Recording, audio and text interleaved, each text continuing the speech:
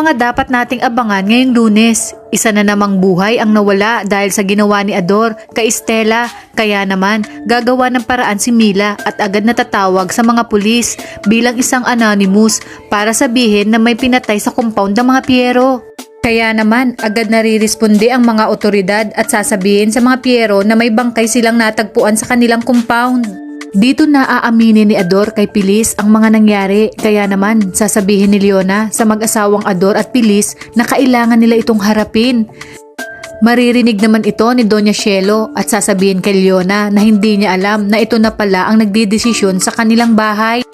Gayunpaman, iminungkahi rin ni Carlos na kailangan nilang makahanap ng isang tao para akuin ang pagkamatay ni Stella. Sumalungat naman si Aiden. Tinanong ang kanyang papa na kailangan ba talagang may madamay pa na inosenteng tao. Kinabukasan nga ay kakausapin na ni Olga ang siyang aako sa kasalanan na si Lemuel. Sinabi ni Lemuel na makukulong siya sa kasalanang di niya naman ginawa.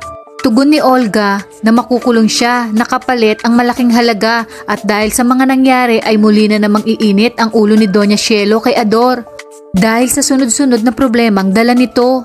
Sinabi ni Carlos kay Ador na hindi ba't may usapan na sila na kailangan buhay niyang makukuha si Stella.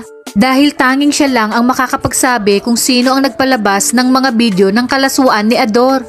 Ngayon, wala na umano si Stella ay paano na nila malalaman kung sino ang Judas na gustong sumira sa kanilang pamilya.